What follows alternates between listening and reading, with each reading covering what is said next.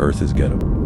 Devil's Son, Part 2, The Playbook. Last week we met Devil Bill, the con man who raised the most powerful man in American history. Today we meet the son, and the son took everything his father taught him and went global with it. His mother Eliza was the antidote, religious, iron-willed and unshakable. She taught young John 3 things: work hard, save everything, and give to God. His father taught him the rules don't apply to you. He took both lessons into every boardroom he ever walked into, and nobody in those rooms ever fully understood which one they were dealing with, the believer or the creditor. That confusion was the weapon. By 12 years old, he had already saved $50, raising turkeys and working for neighbors, counting every cent. At 16, he walked the streets of Cleveland looking for work. September 26, 1855, he got a job as a bookkeeper, 50 cents a day. He celebrated that date every year for the rest of his life. Not his birthday, not Christmas, but the day he first got paid. Because this was never about living, it was always about accumulating. Then 1859 happened. Oil struck in Pennsylvania, and while everyone else saw black gold, Rockefeller saw something else.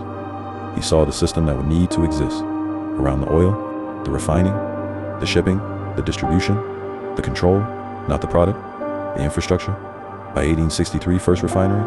By 1870, Standard Oil.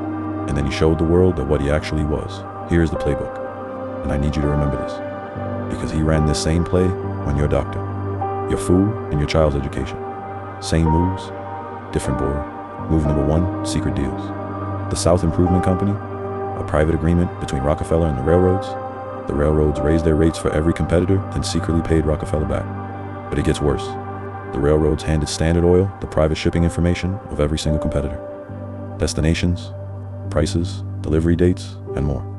Real-time intelligence on their enemies. This is 1871, before antitrust law existed.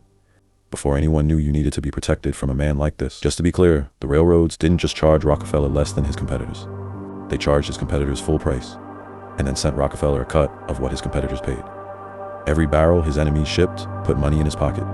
They were building his empire every time they tried to build their own. Move to eliminate everyone. 6 weeks, February to March, 1872.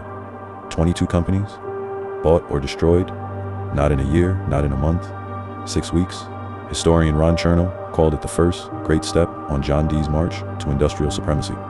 The ones who sold survived on his terms.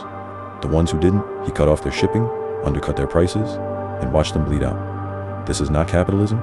This is a siege dressed in a Sunday suit. Earth is Ghetto. The oil was just the beginning. Next episode, we follow the money all the way to your front door.